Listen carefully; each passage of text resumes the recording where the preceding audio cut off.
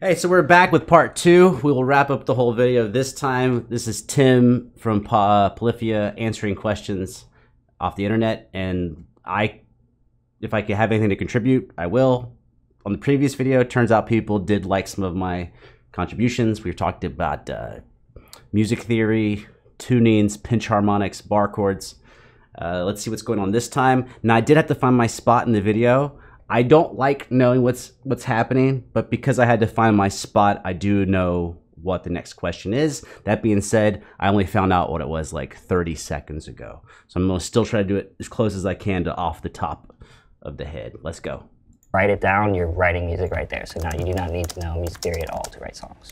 Okay, so stack music. What should I learn after learning open and bar chord shapes if I want to learn fingerstyle guitar? Okay, so now before Tim says anything, this might be the most loaded question of anything so far, and probably the one where my answer will be maybe is crazily different than his, because my actual master's degree is in classical guitar performance, which is not necessarily fingerstyle, because fingerstyle is almost like a classical versus fingerstyle is how you use your fingers to play music with your fingers, aside from a pick.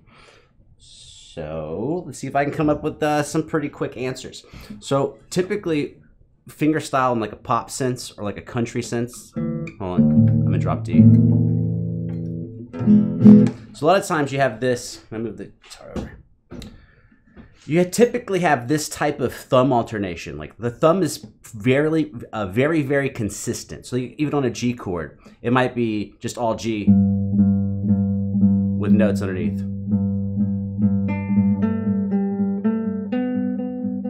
Or the thumb will be alternating between 2 or 3 strings. So maybe.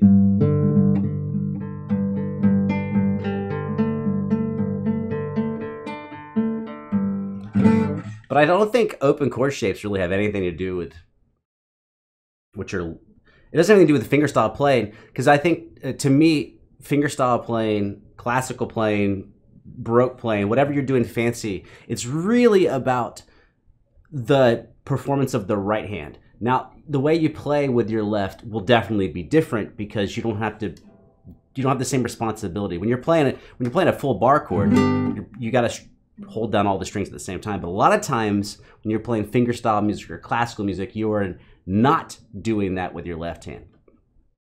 So for me, I would think this might be kind of boring in a sense, but think about the different options you have, like a thumb with an extra finger at the same time. So like a thumb with extra notes. How about let's make up something. Right, we're doing triplets. Or maybe 16th notes. So it's actually more about thumb, index, middle, ring. Or tremolo. So I think a lot of fingerstyle comes down to actually managing the bass. Well, think about all there really is when it comes to music, but you're just doing all of it at the same time when you're playing fingerstyle stuff. Is you are dealing with a chord, but you're playing a bass independently, a melody independently, and filler notes like grammatical cornstarch. Let's see if we can come up with an example of that. Right, so that's the C chord. Our bass line is, our melody is. But now you can add something in the middle. Ooh, what would we add?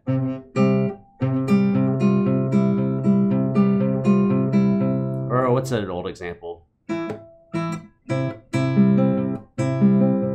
I didn't think. Well, that's like a dun dun da da da dun. There, something like that. All right.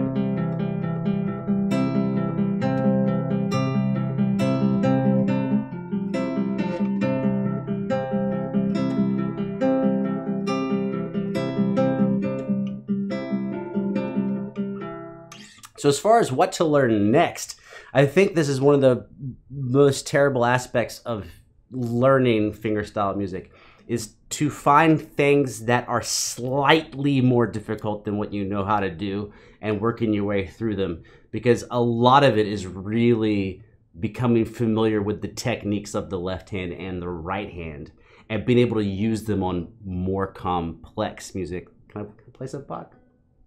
I'll try.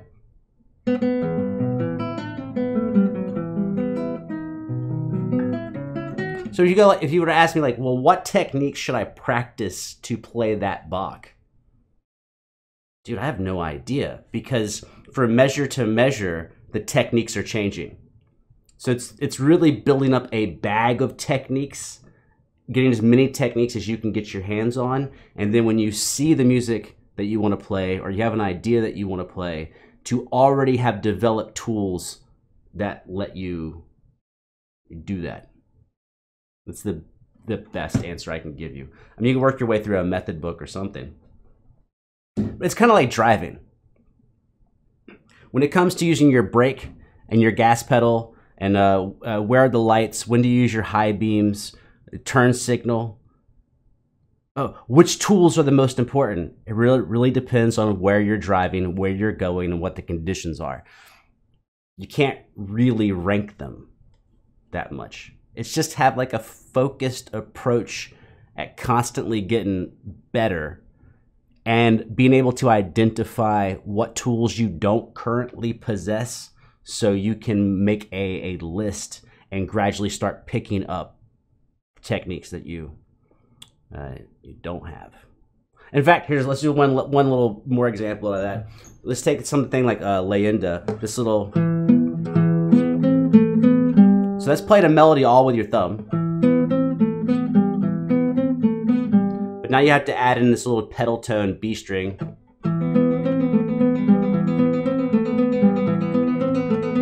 But in the next section, it turns into triplets. With a slightly harder finger on the left hand, but now it's two Bs an octave apart. It's the open string B and the 7th fret B on the first string. Now you have the same melody, but now the melody has to be refingered, whereas before it was over here.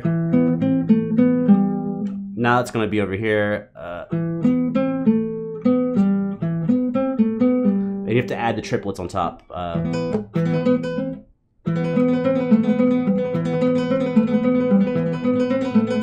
And then right after that, it goes back to a B major chord, and then you got to do the rasguiado. And then get your hand right back into shape to play other fingerstyle stuff. What exercise do you do for that? I don't know. Be as well-rounded as you can be with your technique. Gradually add more things to it, and then when something is really unique to the music itself, you have no choice but to drill it. I'm really curious what Tim's answer is going to be to this. The fingers with fingerstyle. Learn right-hand techniques. Hold on, back up. Okay, so stack music. What should I learn after learning open and bar chord shapes if I want to learn fingerstyle guitar? If it were me, I would learn right-hand techniques. Number 1, muting, just with your right hand. And then number 2, plucking with all of the fingers. With fingerstyle versus a pick, you can use all of them, so. Thumping is good. I do want to clarify something. He said muting, which I didn't really say anything about, but if you're going to be doing fingerstyle on electric, especially with any type of gain or distortion, you have no choice but to mute. Otherwise, all the other strings are going to be randomly vibrating. Good type, so. Thumping is a good technique which you can bring into fingerstyle. Also, that little thing he was doing, I forgot what song that's from he does. Those are quintuplets. So he's doing thumb, index, middle, ring, which would be 16th notes, 1 E and A. But he's adding a double thump with his thumb. So he ends up with thumb down, thumb up, and then index, middle, ring. So you get 5 notes played it per beat. So you get quintuplets out of that. The way I count those is actually like an Indian way, Takadinaga. So we go 16ths, 1 E and A, 2 E and A, 3 E and A, 4 E and A. There we go. Takadinaga, Takadinaga, Takadinaga, Takadinaga, Takadinaga, Takadinaga. So 5 sounds per beat. But yeah, just using your right hand techniques. Our Diets 55 asks, is it more important to learn how to read music or to practice learning by ear? I guess it really depends on what your goals in music is going to be. If you want to play in an orchestra, probably need to learn how to read music. If you want to play in a band, it's probably good to practice learning by ear. I personally think that learning by ear is a bit more important, as you know, if you're thrown into a performance with other musicians and there is no sheet music, playing by ear, we might as well go down these rabbit holes. I mean, why else am I here if we're not going to do that? I completely agree with what he's saying. I have a little more to add, that the skill set of listening or using your ear is you're taking information that you're hearing, you're taking information from outside of you and using a tool in your head to decipher that and either repeat the melodies or improv off of it or do something like that. When you're reading sheet music, you're doing a similar thing. You're just doing it in a very different manner. You're taking something outside of you, which is the music on the page, and you're deciphering that through your musical reading ability to then come up with ideas or whatever. But typically when you're reading sheet music, unless you're just reading it, you know, because you want to play something and have, you know, some fun, like maybe you're looking up a theme song like The Last of Us or something like that. Typically when you're reading sheet music, it's to be very kind of strict. So there's not a ton of timing freedom. Well, there's a lot of freedom in sheet music, just not the same as with your ear. I will say the first benefit, because I had been playing guitar for probably 10 years before I got decent at reading sheet music. I still feel like I'm not that great, but I think that's just kind of how guitarists are. We just don't feel great about it.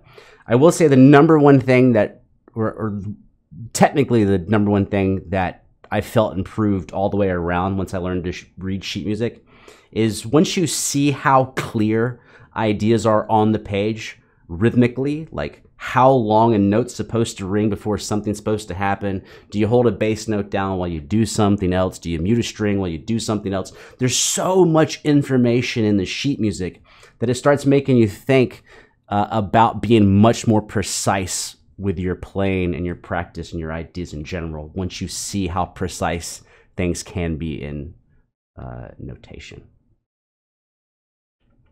Be doing it no problem. Narati asks, what are common mistakes for people learning to play guitar, aka beginner? Ooh, beginner mistakes. I got one. I got an easy one. I think it's one of the things I do best when I'm teaching people in person. I think the number one beginner mistake is doing too much all at the same time. So they'll be trying to learn a chord progression while also trying to keep a really steady rhythm.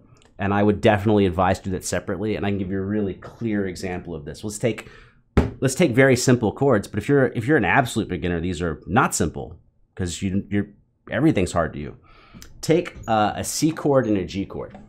So if we have a C chord, right, and we're holding it, and then moving over to a G chord.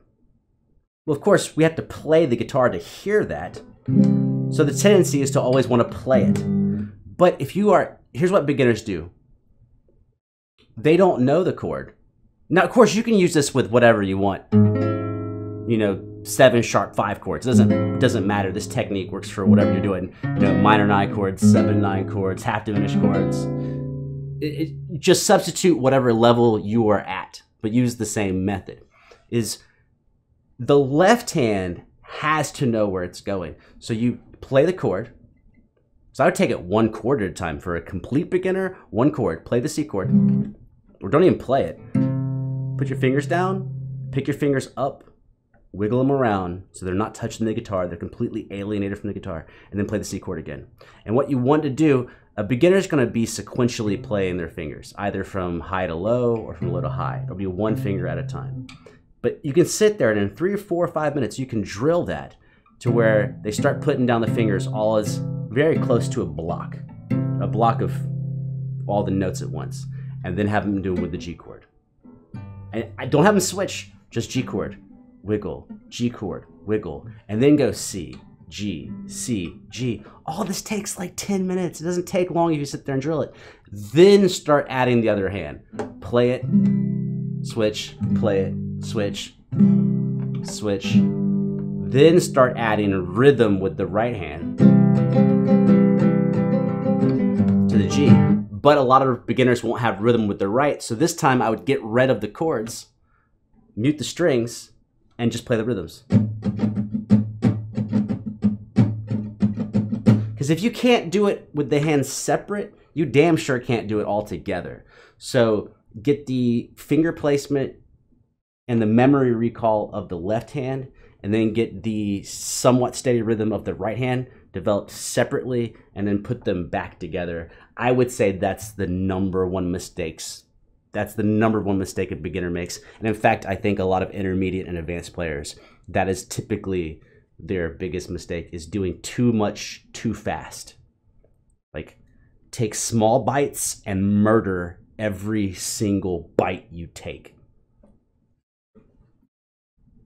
Mistakes. People try to run before they can walk. Oh, Let's say that you have a shit! favorite song and it's got like a cool guitar solo or something in it. So you learn it and you kind of skip out on a lot of basic fundamentals of technique and timing and understanding how your hands can affect the tone of the instrument. I was a runner before I was a walker. That helped Alexa, push me shut up. to want to clean up my run by going back and learning to walk correctly. So there's no right or wrong way for anyone to learn how to play guitar, but that is definitely Damn, I'm agreeing with almost like everything this guy has to say, which, I mean, I do love his guitar playing. I just didn't know what his answers would be. That people like to make. Prayers for Rain asks, what's a good song on guitar to practice power chords? That's fairly easy. I'm trying to learn again. I don't actually have a great example. The one I used to use way forever ago was something really simple like Wild Thing or Molly's Lips by Nirvana.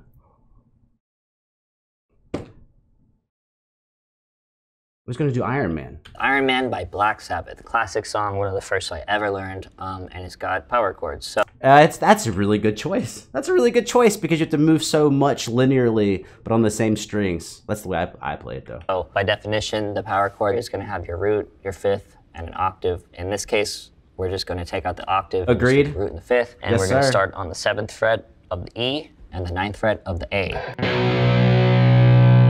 And it sounds great. It's such a powerful chord, the root and the fifth. The melody is going to be the same chord shape the entire time. Kids Not Saints asks, how the f did Tim Henson write Playing God? Like, can he break it down? Okay, so here's how he wrote it. No, I have no fucking idea. No, maybe I do. No, I don't know how he wrote it. I think I saw a snippet of him saying he was thinking about the bass notes. This still doesn't tell me how the fuck he wrote it. I started that with an omnichord, an electric instrument originating from Japan in the 80s. I kind of picked a chord sequence from the omnichord that sounded minor and very classical to me. So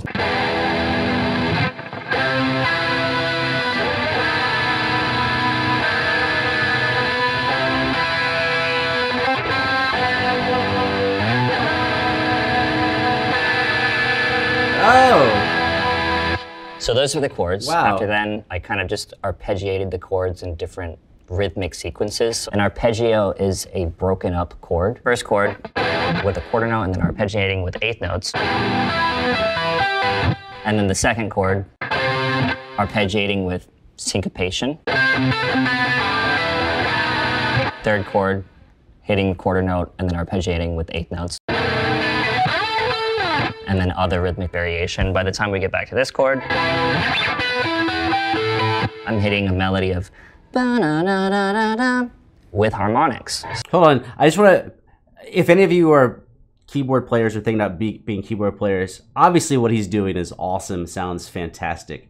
But I think a lot of the cool craziness that he does on an electric guitar is because of how limited the guitar is.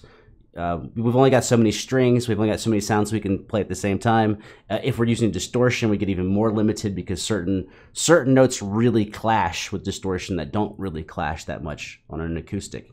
It's because, I don't know, go look up physics or something. Like the actual distortion does something to the size of the note, the distance between them. It's kind of why like the coolest harmony is two guitarists playing at the same time, not one guy.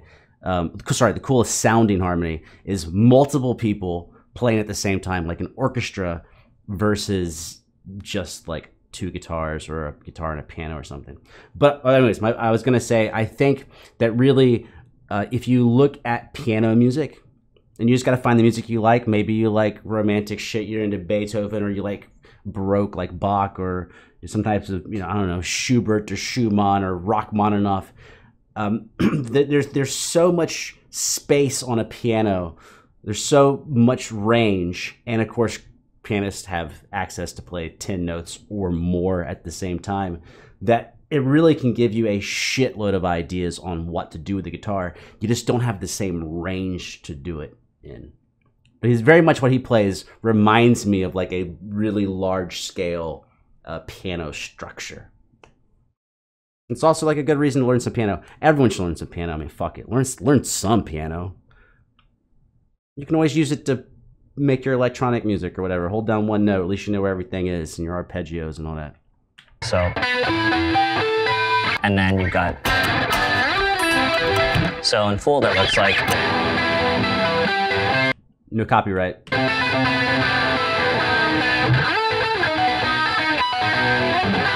That's fucking killer though.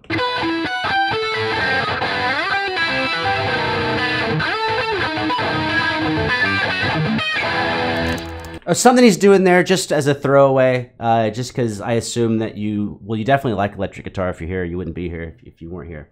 A thing he's doing, which I think the first person I remember seeing do that was Hendrix, is because of the space. I don't know if Tim would say this, but definitely Hendrix did acknowledge this, and then people like Stevie Ray Vaughan and John Mayer all learned from it. Well, we all learn from the people that come before us. So to give it more space when you're playing fingerstyle or you're playing large voicings and you're using distortion, is to come up with ways to play that make notes disappear. So the most common version is, well, my hands aren't probably big enough to get around this classical, but taking that like a G chord, and then you see Hendrix will play with the thumb on top. I can barely reach that. Right, so is Stevie Ray Vaughan or whatever. And yes, you do get access to your pinky, right? Because when you're playing the bar chord, your pinky's busy. But you could have just played G7, and you still have your pinky back. But by playing this way, there's no note on the A string at all. You've gone from playing 6 notes to playing 5 notes. And if you relax your index finger, you actually don't play string 5 or string 1. You end up with 4 notes. That extra, the notes you're leaving out make your distorted guitar sound better. And what he's doing in a lot of these licks is you see he's playing tenths, which are like, they're thirds but an octave apart. So this would be like a third versus a tenth, or a major third versus a major tenth. So by having that extra space, and I actually mean like distance between the notes, by having an extra octave between the notes, it sounds ridiculously better with distortion. So you see a lot of his licks are, his chord structures are either very close together and an extremely low number of notes, like 2 notes, or they're spread apart and like 3 notes or 4 notes, but they're spread very far apart. And then he does a really cool melodic idea as he drops the chord or maybe just holds the bass down. And all of that is all dope as fuck, but practically, if he had played more notes closer together, they would sound like dog shit on a distorted guitar. On an acoustic guitar or a classical guitar, they probably sound amazing. You can add more and more stuff. There's just less clutter sonically. I don't know a better way to describe that on the camera. I would say, well, this goes back to reading music. If you're reading music, what you would see for shit that would sound terrible on an electric guitar, what you would see is a lot of black dots, the notes, clustered together in small spaces. As they get further apart on the page, the better they actually respond to a distorted environment, in my opinion. And apparently also Hendrix's opinion, at least when it came to the root and the fifth.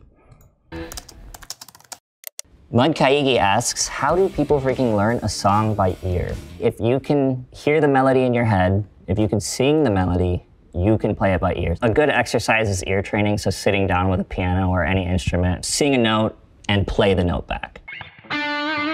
Bum or bum. And also like playing along with your favorite songs. If I wanted to think of Careless Whisper by George Michael, I would sing it.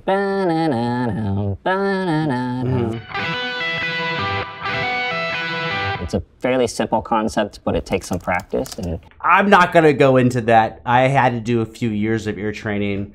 It's a lot to get in there. I think, again, going back to this, so this, I guess I'll say a tiny bit about it.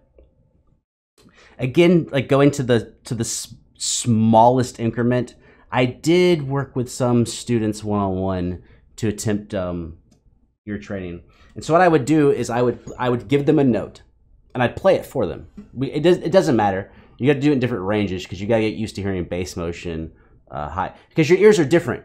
High pitches versus low pitches, it can get a little different for each person. So you need to learn your way around each register of the instrument, or even bigger than your instrument. Like piano has a bigger register than the guitar. So what I would typically do, I'm giving you guys all the secrets that took me like fucking 10 years to figure out when I was teaching at the university. So I would tell someone, here I'm playing this E. I don't know if my guitar's tuned or not, but this hopefully is an E. I would play the E for them. I'd tell them, hey man, put your finger on the 7th fret. Play me the E. I'm gonna play you the E. You play it, I'm playing it. Look, that's the note we have. And then I would turn the guitar to where they couldn't see it, and I would play a different note. I could play that one. So that note's only 2 frets up, or 1 fret down. And so instead of giving them a whole melody to work with, I would just give them, here's one note you definitely know where it is. Here's one note where you don't know where it is. Learn to find your way from one note that you know to one you don't. And gradually you'll be able to do 2 notes or 3 notes or 4 notes at a time, or more than that. I mean, you could get, I know people are fucking stupid at that shit. Like they're stupid crazy at it. But by the time I graduated, well, sorry, not when I graduated, by the time I finished undergraduate studies, you're playing, and this is common, I'm not special, I was not even that good at it. It was just something that you're required to do. They play 4 notes at a time on the keyboard, so you're keeping track of 4 notes at once, and then you're keeping track of them moving around, usually for something like 8 measures. So you're, what is that, 8 times 4, 32? You're keeping track of 32 motions, and you don't even have your instrument with you. You're just using paper. And I think the more you push yourself and get pushed by an environment, the more you figure out you can do. Because when I first started doing that, I failed everything. I failed every ear training assignment I had. My first year, I failed every single one of them, and the only reason I passed is because the way the school is structured is that ear training and theory went together. I was very strong in theory, so I would have damn near perfect grades in theory, and I would have damn near all failing grades in ear training. So they would average it out. It'd be like, oh, you have a fucking 98 in theory, you have a 63 in ear training, I guess you get a B. I was very, very bad. With practice, anybody can get it. Spaghetti King 10 asks, not to sound postmodern, but what makes a guitar good other than comfort/playability? There's something that I mentioned earlier, which is the word mojo. I guess that's the feeling and how much it inspires you to create, how much it inspires you to play. My first guitar ever was a Squier Strat. It's $150. My first guitar ever was a Squier Bullet Series. $50, but it had a lot of mojo. It really made me want to pick it up and play it. Other than that, a guitar can be good if it is built really well and how well intonated the instrument can be. With shoddy craftsmanship, you'll see things like the frets. If you were to like run your hand and you're feeling jagged things and you're getting cut, it's gonna be not great craftsmanship. If there's like a space between like the neck and the body joint, that's probably not a good guitar. Damn, I didn't know I have so much to say. So I 100% agree with what he's saying, but we talking about the mojo and a guitar wanting you to play. One, for all of us, poor people or people who are financially challenged, this will not be an issue for you, hopefully. But for everyone else, this is an issue. So once I got into the teaching space and I started teaching people who had lots and lots of money. I mean, I had people who'd walk in on day one and be like, I'll buy an $8,000 guitar. I'm like, bro, you're in the wrong fucking environment. I don't even have an $8,000 guitar to recommend to you. But what I would tell them is, you know, get something very low key, like a $500 guitar, $300 guitar. In the case of electric, $150, $200. And I was like, because what I want you to do is I want you to experience the limitation of that instrument. I want you to be excited about the next purchase and about the next step up. And so if you start with a $3,000 A+ guitar, where are you going to go from there? So and this is just personal opinion, I'm a fan of reaching the limitation of your equipment and then buying new equipment because you know exactly what it is you're going to do with that equipment. Or a well-built guitar. And that's the thing, is that like it could be a badly built guitar but still have mojo. It's really hard to put your finger on what makes a good guitar, and it's kind of just a subjective thing. Drea asks, how do you get an instrument to gent? For those of you... I have no idea what this was going to be. A subjective thing. Drea asks, how do you get an instrument to gent? For those of you who are unaware of what gent is, it's an onomatopoeia that kind of describes the sound of that particular style. And I like to think of like the Transformers robots like biting into a car or something. That's what a gent to me sounds like. So if you're into metal music, the closest thing that I could equate it to would be a guitar chug. So that would sound like this. And a gent would sound like this. Anyone who knows Soundgarden, that sounds like the first chord of 4th of July. And a gent would sound like this. To get that sound, what you need to do is take a power chord, chug it. That's just putting your palm near the bridge and doing a chug. And then what you're going to do is move that up just... Well, shit, palm muting. Might as well talk about palm muting. Let's cover everything on earth in one thing. In case you don't know palm muting, or you want to know it better, or you want to be able to teach someone how to do palm muting, this is the way I would describe it to people. Is that right where your strings are crossing the bridge and saddle, right? We're going to be applying some flesh to the ringing part of the string. And like a lot of times people are like, the ringing part, what the fuck does that mean? The part behind the saddle, right here, right behind the bridge, that's not the ringing portion of the string. Also, this portion after the nut is not the ringing portion of the string. It's this part between the nut and the bridge that's the ringing portion. We're going to take some flesh and we're going to apply it to our strings. But now, Goldilocks zone. What's too much? What's too little? Where no palm muting is if my hand's too far towards the bridge, I get no effect at all. And if I go too far past the bridge, I get no note at all. Or a very muffled note. And so what you can do is take people and put them too far forward, focus on one string instead of the whole guitar, just the E string, and gradually have them move their hand towards the bridge until the balance of muffled and note is there.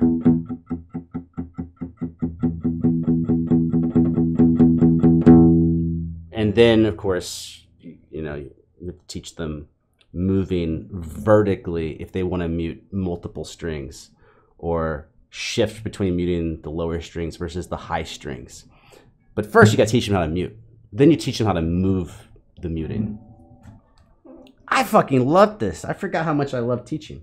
Slightly, and then as much power as you can into that right hand to get it to sound almost shitty. No, sorry, let's back as much power as you can into that right hand to get it to sound almost shitty. And that's a gent. JLatcher81 asks, in a day and age when everything has been done, how do you be original? If you consume as much art as you can, as much music as you can, with contrasting genres and styles, the more original your voice can be. Let's say that you like jazz and you like hip hop and you like country music and you consume a lot of those different kinds of music, when you sit down to try and create, if that's what you've been inputting, your output will be somewhat original. I grew up on virtuoso guitar playing. Around the time that I graduated high school, I discovered top 40 music. I started studying that and found so many things to appreciate about those styles of music. That's where a lot of my sound and style comes from, is mixing the easy, digestible melodies from top 40 music with guitar virtuoso music to then create something that didn't exist necessarily before. Andre McLean. I'm just gonna tag on that. I mean, if you're still here after 35 minutes, man, fucking kudos to you.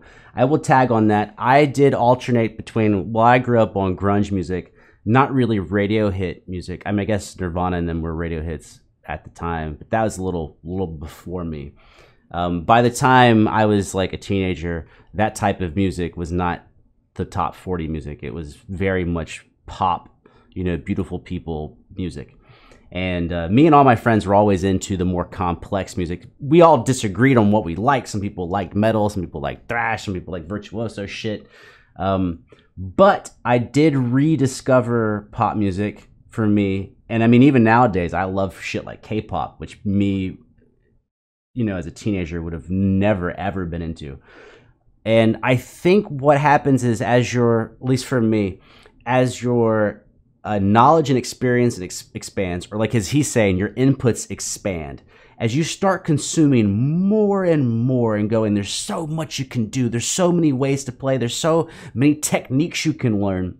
When you hear a song that is simple as fuck and it's amazing, you realize there is a brilliance to playing something simple that everybody loves. And I'm going to go back to the Bruce Lee quote.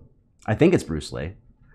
He goes that as you get smarter and smarter, you can always add more because your knowledge is growing. So you can always add more because genius is being able to take things away. It's always stuck with me. I don't know if it's actually Bruce Lee because that's before I snoped anything. Clive asks, what are your favorite metal scales and how do you like to practice them? Do you noodle around with the scale or do you target something specific when practicing? I personally like to do a lot of noodling. One of my favorite scales to practice fairly metal sounding is the harmonic minor scale. Let's just start with the minor scales. The harmonic minor scale, you're going to raise the seventh, so that's going to...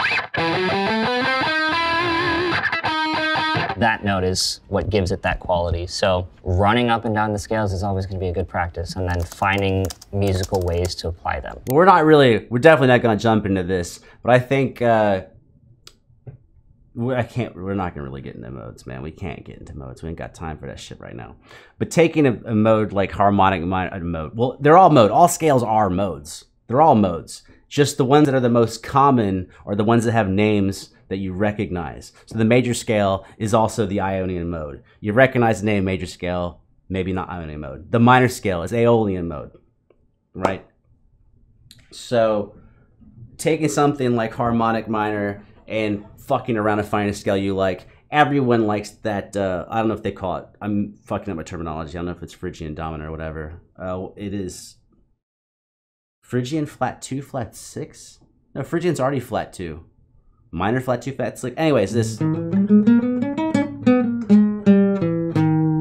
as your dominant to go back to A minor. So in the key of A minor, play the fifth mode of, I believe it's harmonic minor.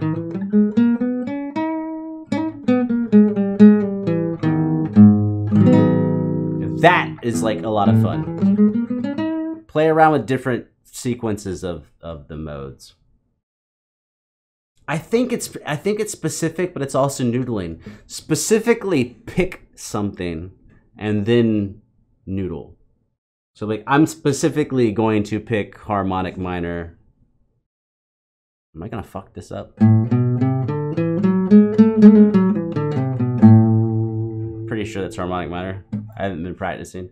But then picking that scale intentionally and then just noodling, like just go off. I mean, chances are, I think for me typically, within 20 to 40 minutes, you find some pretty cool shit. It doesn't really take that long. You just gotta kind of hang out with it. Like, I don't know another way to say. You have to play it enough to where you actually can start goofing around. And in most cases, that it doesn't take long. And the reason why I know these times is because I am very OCD, ADHD when it comes to practicing, and I love timing stuff because a lot of times I'm a bitch about things. So if I just work hard, I might get tired and be like, I've worked enough. But when I time it, a lot of times I'm burnt out in 7 minutes or 8 minutes. And I'm like, you bitch, it's only been 8 minutes. Fucking get back to work. So I think actually timing how much time you're spending practicing, I think most people don't actually spend that much time practicing. And when I say time it, I mean time it when you start playing, not when you sit down, not when you take the guitar out, like when you start playing. Guitar's in tune, you figured out what you're gonna work on, and you're actually making music. That's when the timer starts. And I think oftentimes people are tired and worn out within 8 to 13 minutes. They waste 30 minutes of time doing that, so they think they practice for 30 minutes, but they typically practice far less. That's all I got for you. 41 minutes, Jesus Christ. Let's get the fuck out of here.